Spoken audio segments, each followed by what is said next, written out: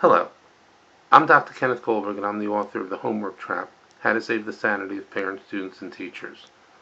In today's New York Times, there's an article entitled Risky Rise of the Good Grade Pill. This article has to do with the use of Adderall as a performance-enhancing drug for high school students who are pressured to high levels of achievement. Adderall is a medication. It's an amphetamine, and it is used in the treatment of attention deficit disorder.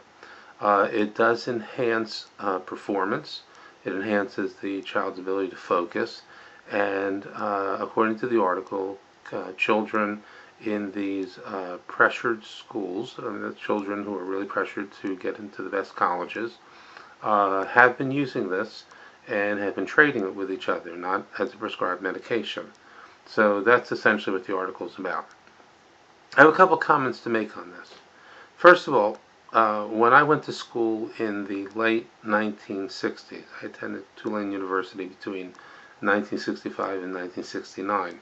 At that time, these same drugs, the amphetamines, were being used as diet pills. In fact, one of the side effects of these medications when used for attention deficit disorder is it decreases appetite. In the late 1960s, it was being prescribed as a diet pill, and that eventually stopped occurring. But when I went to college, it was very easy for students to go to the student health center and say that they wanted to lose weight, get these medications, and then use them as performance-enhancing drugs for finals. And I remember that when finals or big tests came about, and kids had to pull all-nighters, there were large numbers of students who would trade these drugs and use them. What's different today from then is that I do not recall this ever happening when I was in high school. And when you went to college, you knew that a large amount of your work was going to be work that you did outside of classroom hours.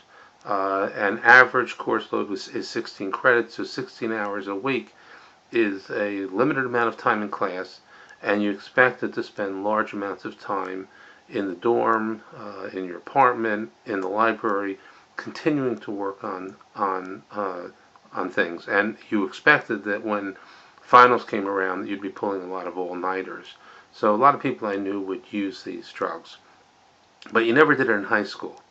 And in high school, school runs, say, 6.5 hours a day, so you're running 33 hours a week, something in that ballpark of classroom time, not 16 hours of classroom time.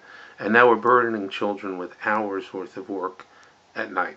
So it is not surprising that this practice that occurred on the college level is now finding its way into the high school level as well.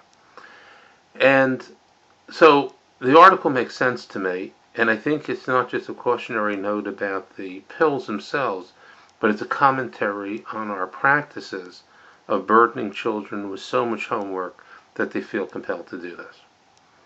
That's drug problem number one, the one that's identified in the Times article. Now let's talk about drug problem number two.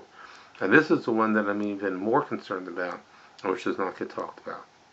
You have a certain percentage of children who are homework trapped. And what happens to them is that because of their difficulties with attention, difficulties with handwriting, and possibly other reasons, they just cannot get their work done in a reasonable amount of time.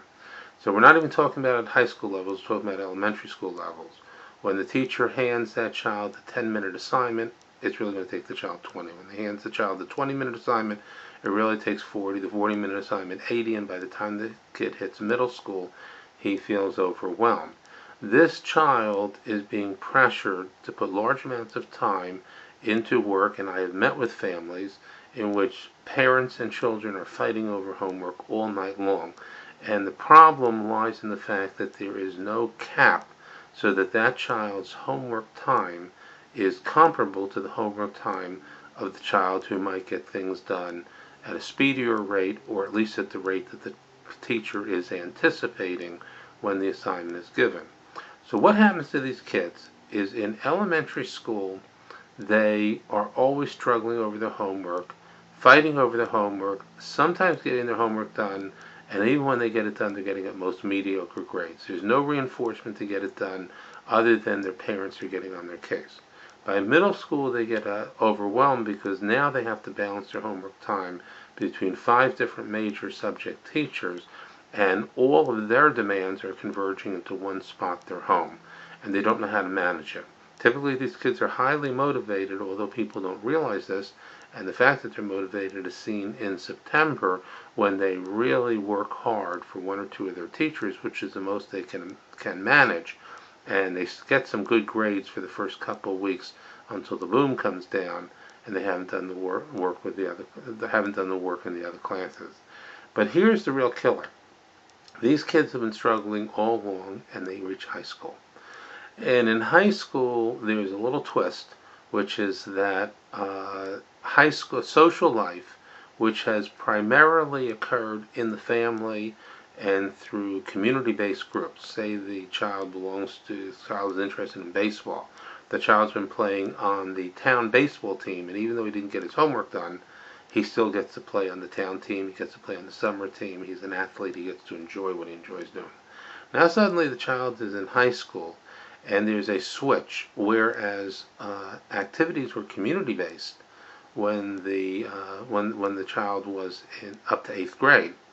Now the basis of activities is in the school, and the child who couldn't handle the work in elementary school and middle school is now overwhelmed in high school, and inevitably the child will fail a course and will face athletic ineligibility and possibly be excluded from activities other than sports if those are the things that interest the child.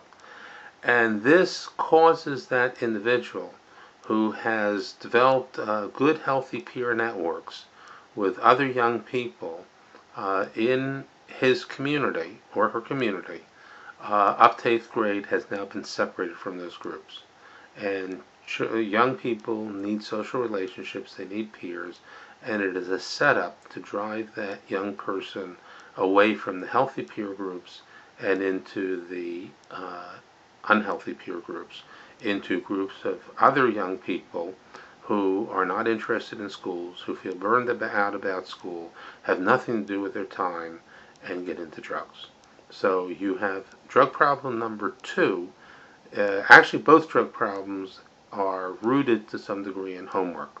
Drug problem 1 is high pressure for high achievement, high motivated young people who are being pushed in high school for what should legitimately be reserved for the college level, and they start using amphetamines as performance-enhancing drugs.